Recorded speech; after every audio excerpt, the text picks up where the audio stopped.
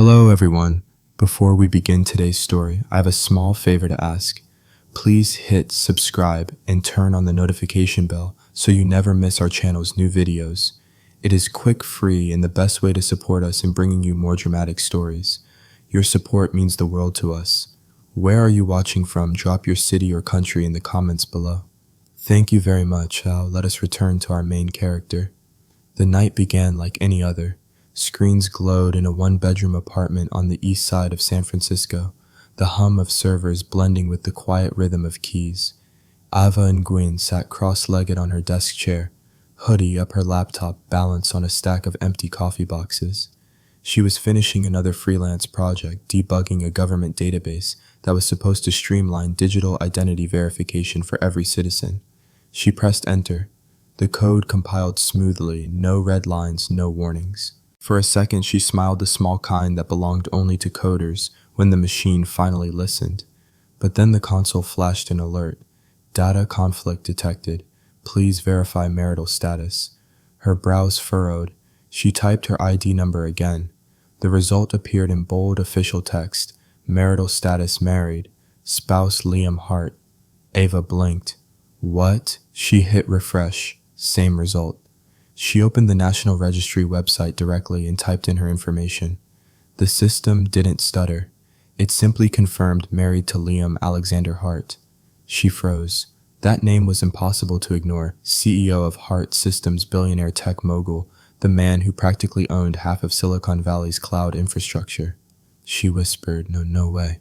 Before she could react, her phone lit up with notifications. A trending topic had already emerged. How Ava Nguyen married a millionaire. Her LinkedIn, her GitHub, her old university blog, everything was flooded. Someone had traced her code activity to the bug report. Screenshots spread faster than truth. By the time the clock hit 2:00 a.m., reporters were camping outside her building. Someone even knocked on her door shouting, "Miss Nguyen, did you know you're legally Mrs. Hart?" She unplugged everything, heart pounding, and stared at her own name on the government portal. It wasn't a prank. It was an actual database error, and somehow it had tied her life to the most powerful man in tech. At that same hour, 30 floors above Market Street, Liam Hart stood in his glass office staring at the same news headline. Billionaire accidentally married due to system error. His legal counsel, Mark, paced behind him. Liam, we have two problems. One, your company built the backend for that database. Two, the glitch makes this marriage legally valid until the system resets. That could take weeks. Liam's voice stayed calm, but his jaw tightened. And who is she? Freelance coder. Contracted through a third-party vendor. Low profile. He turned to the window, city lights flickering on the glass. Find her, before the board does. The next morning, Ava opened her door to find two black cars parked outside. A man in a suit handed her a sealed envelope. Miss Nguyen, Mr. Hart requests a meeting at 11 a.m. He said it concerns your marriage. She stared at the paper. This is insane, she muttered, but something inside her, half fear, half curiosity, made her take it. By 11, she was standing in the marble lobby of Hart Systems, sneakers squeaking against polished floors. The receptionist didn't even ask for her ID. Mr. Hart is expecting you. When the elevator opened, he was already there, standing tall in a dark suit, the city behind him. His voice was smoother than she expected. Miss Nguyen, she crossed her arms. So, husband. A faint smirk flickered at the corner of his mouth. It appears so. I can fix this, she said quickly. It was a database merge issue. I'll rewrite You can't, he interrupted. The registry's code is locked until audit review. That means for the public eye, we are married. Ava blinked. For how long? 90 days, he said. Unless we want the entire IPO to collapse. Wait your IPO. My company goes public in 2 weeks. A scandal like this could destroy investor confidence. She took a deep breath. So, what do you expect me to do? He opened a folder, sliding it toward her. A simple contract. We remain married for 90 days. You keep your privacy, I keep my company. After that, we annul quietly. She scanned the papers. Every line screamed legal precision, cold and sterile. Then she looked up at him. You want me to pretend to be your wife? Technically, he said, you already are. The words hung in the air, heavy and absurd. She wanted to laugh or maybe scream, but instead she said, "Fine. If I do this, I write the rules." He tilted his head. "Rules, 3 of them," she said firmly. 1, you do not control my work. 2, you do not invade my space. 3, you do not fall in love with me. For the first time, he actually smiled. Understood. But as they shook hands, his eyes lingered just long enough to suggest he already knew one of those rules would be broken. If you believe that even a single glitch can rewrite 2 lives, stay with me. Now let us go back to her Ava Nguyen, the coder who accidentally married a millionaire. The morning sun poured through the tall glass windows of Heart Systems, reflecting across rows of steel and screens. Ava sat at the end of a long conference table, a pen in her hand, staring at the crisp white pages of the agreement. The words were cold, calculated, and too precise for something that involved her own life. Liam leaned back in his chair, calm, detached, as if this was just another business deal. "It is only for 90 days, he said. "After that, the registry will be fixed and the record erased." 90 days of pretending I am your wife," Ava replied, her voice even, but edged with disbelief. "Do you make contracts like this often?" He looked up from his tablet. "Only when my reputation is at stake." The silence stretched. Outside, the city buzzed with morning traffic, the sound faint through the glass. Ava flipped to the second page, reading the legal terms that spelled out every boundary of their temporary marriage. Clause 1, no interference with each other's work. Clause 2, maintain privacy and public image. Clause 3, no emotional involvement. She exhaled sharply. "You really put that last one in writing." Liam met her eyes. "You insisted on rules. I simply documented them." Her pen hovered above the signature line. She could hear her own pulse, steady but reluctant. It was absurd, she thought, that a single line of code had brought her here into a boardroom with a billionaire who spoke like a contract could solve everything. She signed her name anyway. Liam's signature followed. His handwriting was sharp, decisive. When he closed the folder, he said, "We will hold a press conference tomorrow. I will make sure the story looks believable." "You will not have to say much." Ava stood crossing her arms. "You are efficient, I will give you that." He gave a small, humorless smile. "I have to be." They left the room together. Outside, the receptionist stopped typing, eyes darting between the two. It was already spreading news that the mystery coder had arrived at the CEO's office. As they walked toward the elevator, Ava muttered, "I am not dressing up for your press circus." Liam glanced at her oversized hoodie and worn jeans. "I will send something appropriate." She turned glare sharp. "Do not. Clothes do not change reality." His reply came quiet but certain. "They shape perception, and in this world that is the same thing." The elevator opened. They stepped in. The doors closed, trapping the tension in the narrow space. The hum of the mechanism was the only sound. He looked at her reflection in the mirrored wall. "Do you always argue with your clients?" "I am not your client," she said. "I am your glitch." That made him pause. His tone softened just a fraction. "You are more than that." The doors opened before she could answer. Later that day, Ava moved into the guest suite of his penthouse, a space twice the size of her entire apartment. Chrome counters, spotless floors, a skyline view that looked unreal. She set her backpack on the marble counter and whispered to herself, 90 days. A voice from behind made her flinch. "You will get used to it," Liam said. She spun around. "I do not plan to." He nodded once, as if her resistance was a known variable in his equation. "Dinner is at 7. The driver will take us to the PR team afterward. I am not your accessory." "Of course not," he said evenly. "You are my partner for now." That word lingered in the air. Partner. She hated how steady it sounded coming from him. When he left the room, Ava walked to the massive window staring at the city that had suddenly become too bright, too unreal. She had always believed code was clean, logical, predictable. But this was chaos disguised as order. She pulled her laptop from her bag, opened her terminal, and began typing new lines of code. The cursor blinked, waiting for her next command. She whispered, "If only I could debug my life like this." And far across the penthouse, behind a closed office door, Liam watched the city lights flicker over her reflection in the glass wall. Camera feed, his eyes unreadable. His thoughts already slipping beyond the boundaries of the contract, neither of them truly understood. Because somewhere between code and control, something unplanned had already begun to compile. Nights at the penthouse stretched long and silent.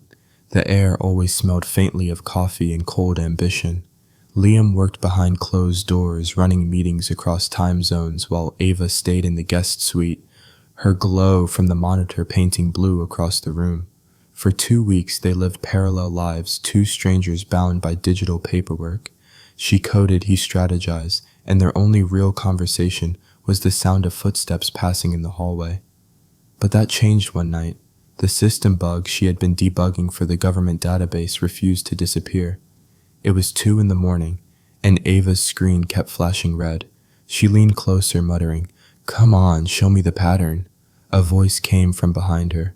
"You talked to code." Ava jumped. Liam stood by the door, sleeves rolled up, tie loosened. He looked different at night, less like a headline, more like a man.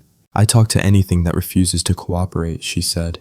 He walked closer, curious.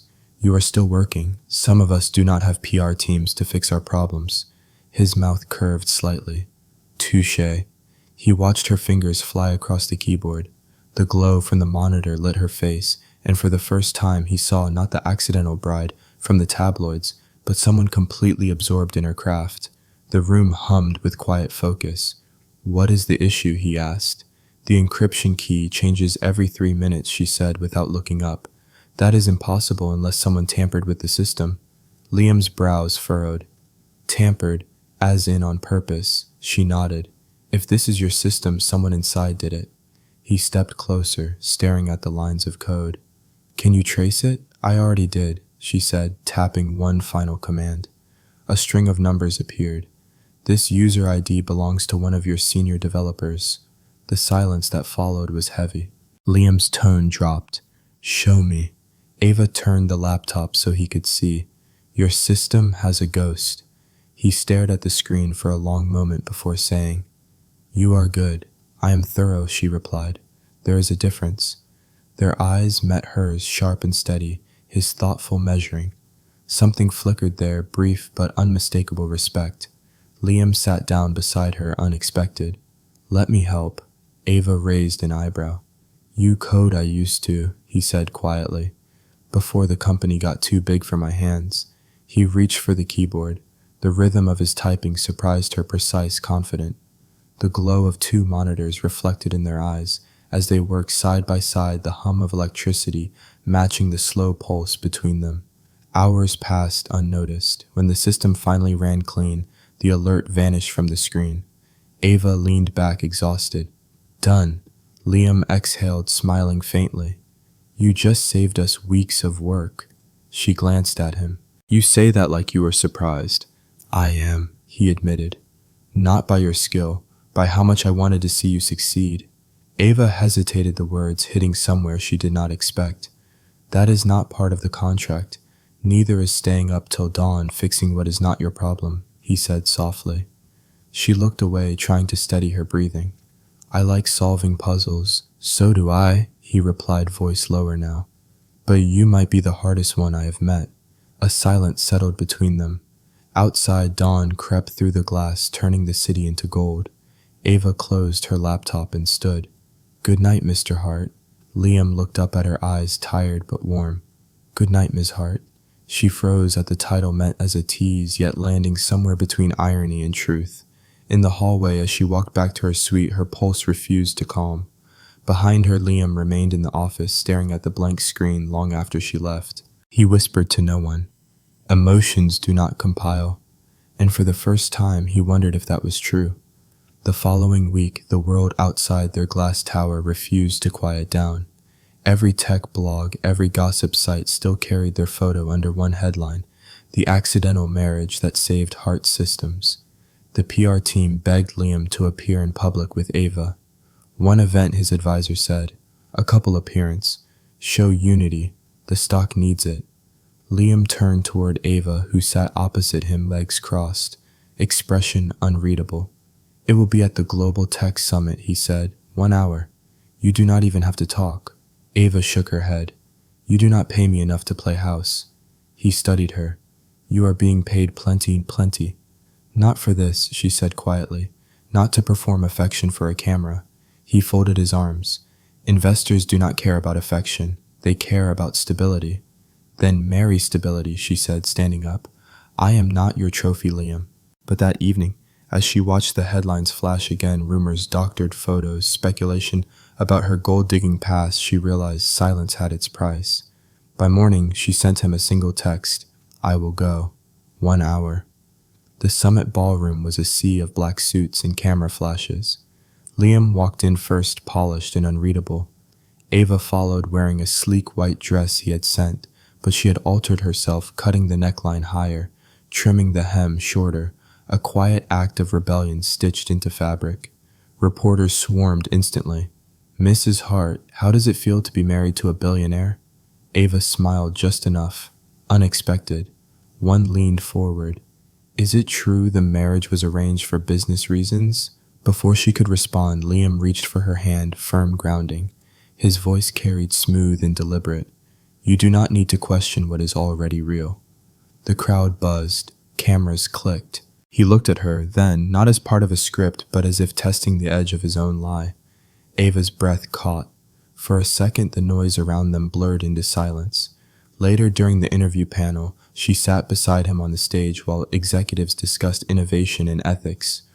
When a moderator joked, perhaps love is the ultimate algorithm, the audience laughed. Ava didn't. She glanced sideways at Liam.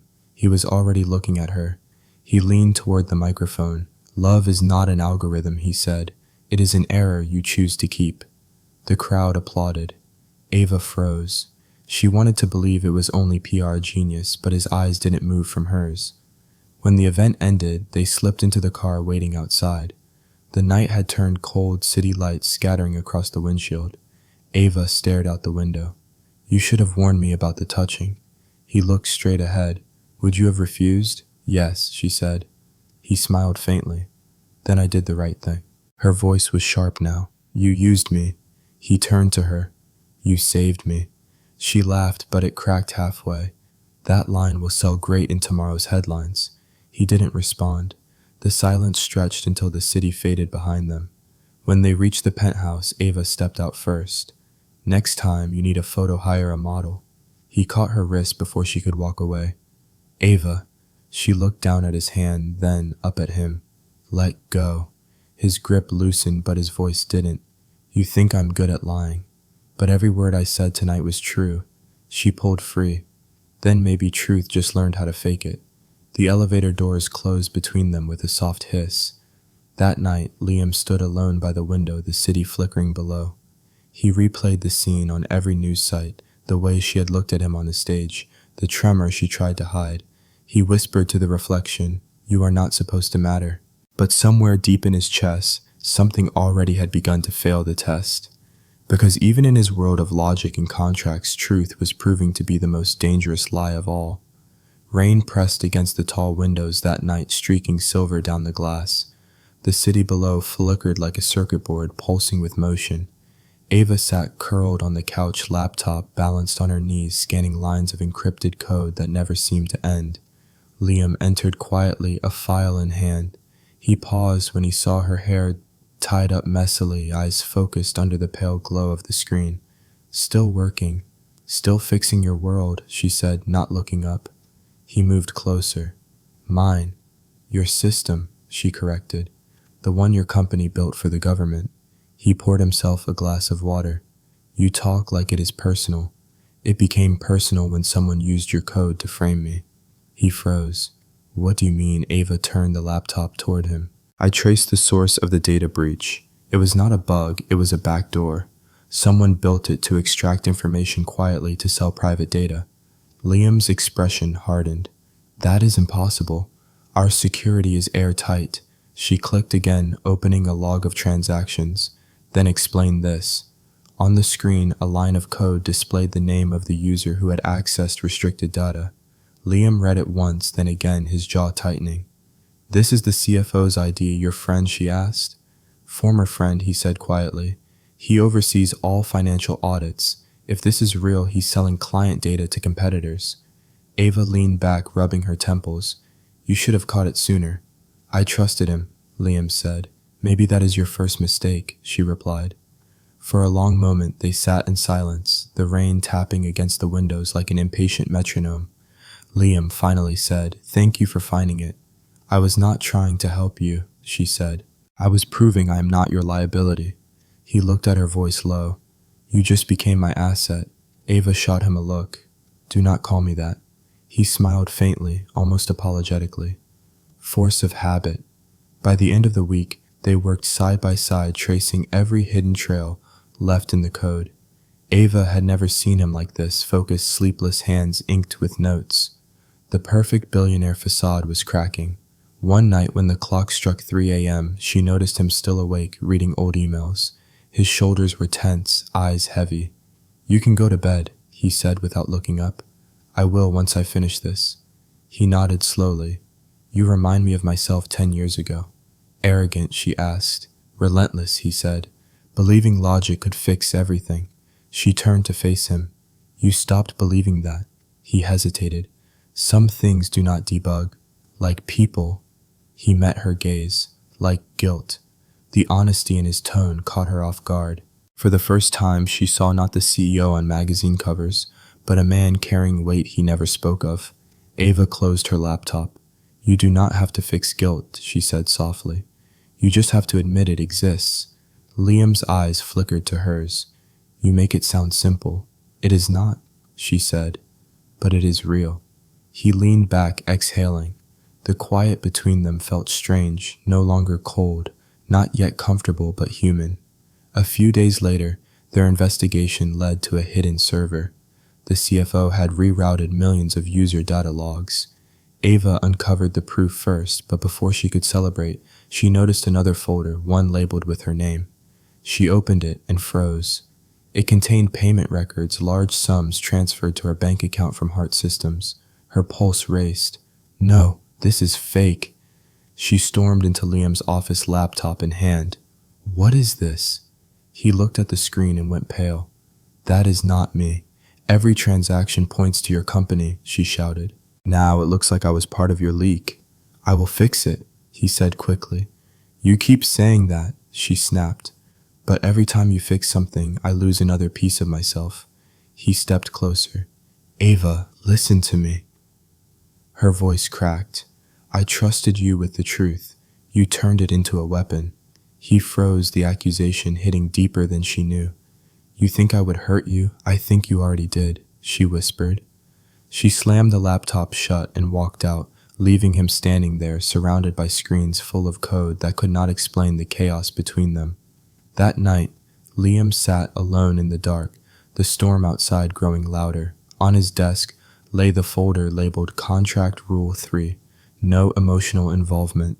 He stared at it for a long moment before tearing the page in half. Somewhere deep down, he already knew the system was not the only thing that had been breached. The morning broke gray and sharp, the kind of light that made everything look exposed. Ava had not slept. Her phone had exploded overnight with messages she wished were lies, screenshots, headlines, accusations. Freelance coder accused of hacking Heart Systems. Ava and Gwen, the wife who sold company secrets. Her hands shook as she scrolled. The fake records had gone public. Every transfer, every line of false data that painted her as a traitor was now everywhere. She looked out the window at the skyline blurred by rain and whispered, "He promised to fix it." But when she checked the company's official statement, her stomach turned cold. It read, "Heart Systems has terminated its contractual relationship with Ava Nguyen to protect the integrity of our company and investors." No defense, no mention of the truth, only silence wrapped in professionalism. Ava stared at the words until her vision blurred. 90 days, she thought, not even halfway, and already the contract had become a weapon. Her phone rang again. Unknown number. She answered. "Ava, it is Mark, Liam's counsel." His voice was brisk, almost nervous. "You need to stay offline. Do not respond to reporters." Liam, he had no choice. "No choice," her voice broke. "He just threw me to the wolves." "He did it to protect you," Mark insisted. "There are people trying to destroy both of you. If he publicly defends you, they will dig deeper. They will find what she demanded." But the line went dead. At Heart Systems headquarters, Liam stood before a wall of reporters. His face was calm, controlled, but his hands clenched behind the podium. "Mr. Hart," a journalist shouted, "is it true your wife stole client data?" Liam's jaw tightened. "We are investigating all claims, so you are confirming the breach was internal." He paused. The camera zoomed in, the silence stretched thin. Finally he said, "We will do what is necessary to protect this company." The words felt like glass in his mouth. When the conference ended, he walked back to his office, the room echoing with nothing but the hum of the air vents. Mark followed. "That statement will hold off the board," he said. Liam didn't respond. He stared at the city through the glass where the rain had begun again. "Do you know what happens when you unplug a system while it is still running, Mark?" The lawyer blinked. "What? It crashes," Liam said softly. "And sometimes it does not restart."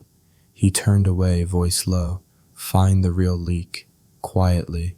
That night, Ava packed what little she had.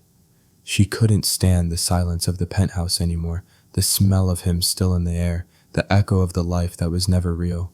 She left her key card on the counter and walked out without looking back. Outside, the paparazzi lights flared. "Ava, did you leak confidential files? Were you paid to fake the marriage? Are you running from your husband?" She shoved through them, breath of ragged rain soaking her hair. Her voice cracked as she shouted, "I'm not running, I am leaving." Hours later, she found herself sitting in a small cafe by the bay, laptop open, screen empty. Her reflection stared back, tired, angry, afraid. She typed a single line into a blank document. Sometimes the system does not fail because of code. It fails because of people. She stared at the words, then saved the file and closed the lid. Meanwhile, Liam sat alone in his office. The city was dark now, just lights flickering like static. On his desk lay two objects, a torn contract and a photo from the summit, Ava in white, looking at him with reluctant trust. He picked up the photo. "I had to protect you," he whispered. Mark entered quietly. "The CFO is gone. He transferred millions offshore before disappearing. We have enough evidence, but if we go public, it will expose everything, including the fake marriage." Liam's eyes were distant. "Then see it." "Liam, I built a company on truth and security," he said.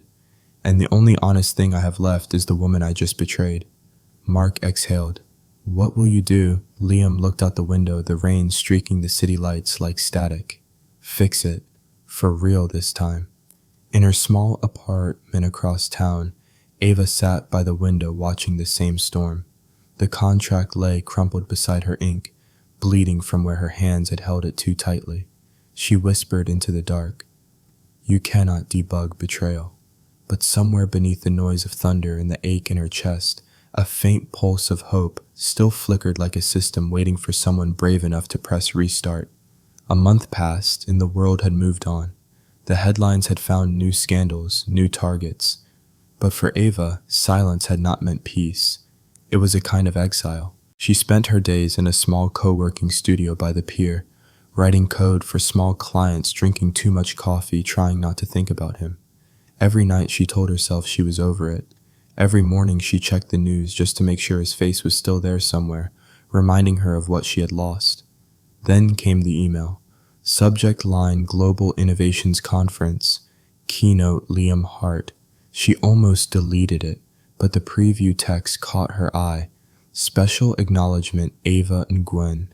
Her pulse stopped for a second. She reread the line. Once, twice. It made no sense. She tried to ignore it, but curiosity won.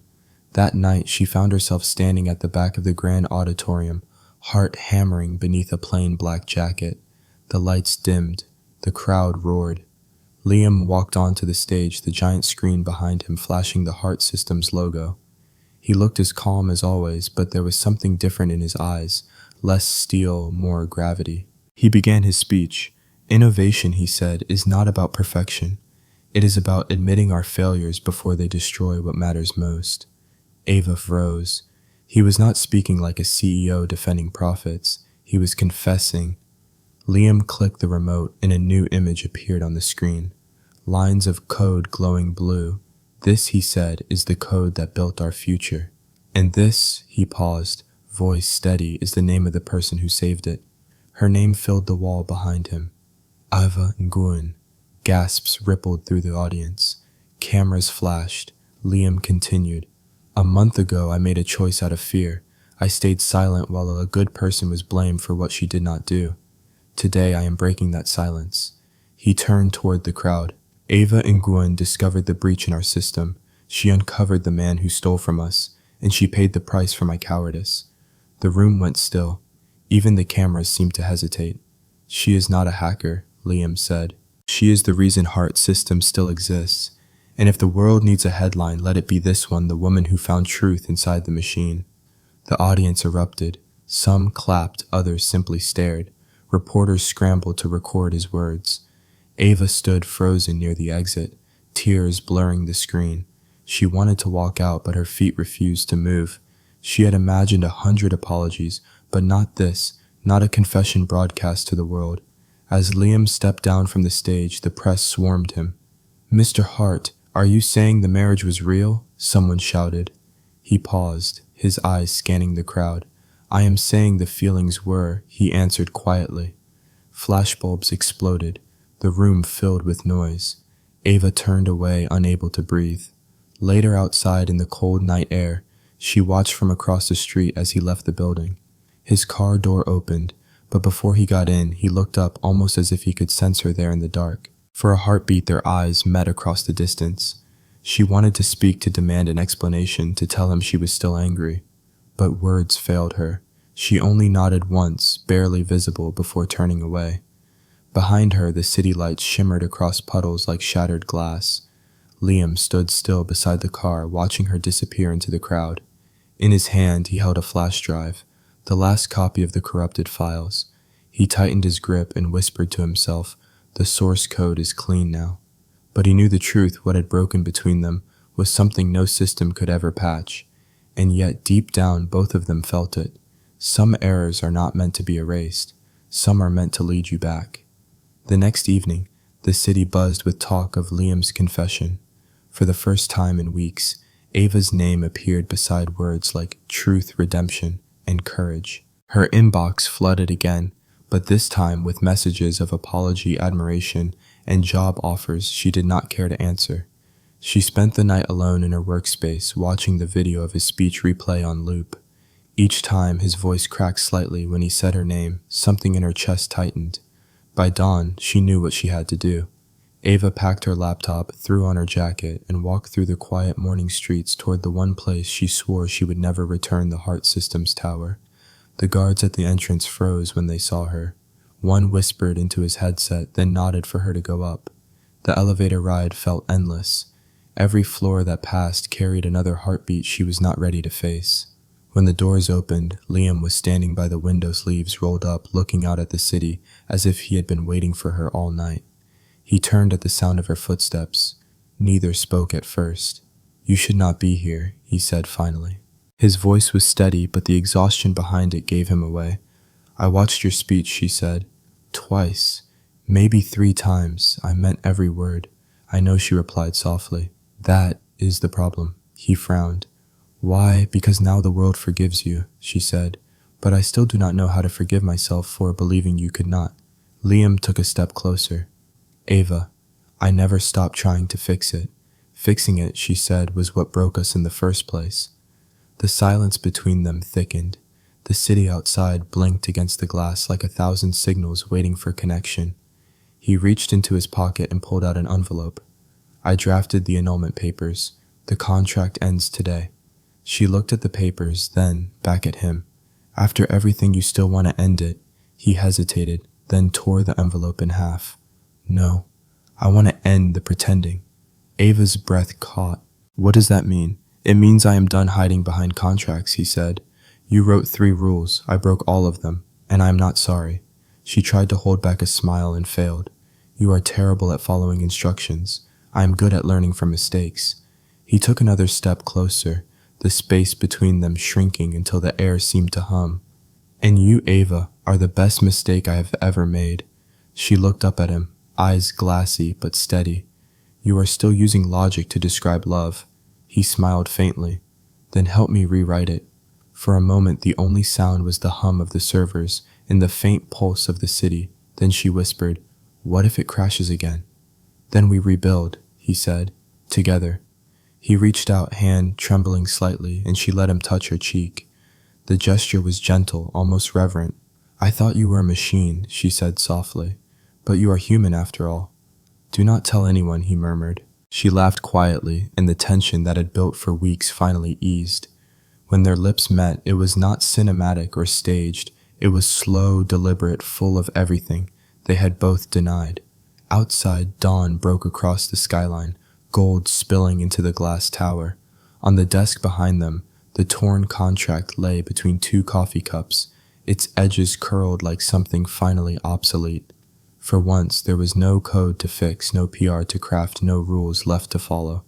Only two people standing in the middle of a world they had rewritten by accident. And for the first time, both of them believed that maybe the glitch had not been an error at all. It had been destiny wearing the mask of a mistake. A year later, San Francisco glowed under the spring sun, bright and restless. The headlines that once tore them apart had long been replaced by new stories. But in a quiet building on the edge of the bay, a new name had begun to surface. Human Code, a non-profit tech foundation founded by Ava Nguyen and Liam Hart. Their mission was simple: to protect privacy, rebuild trust, and remind the digital world that humanity should never be written out of the equation.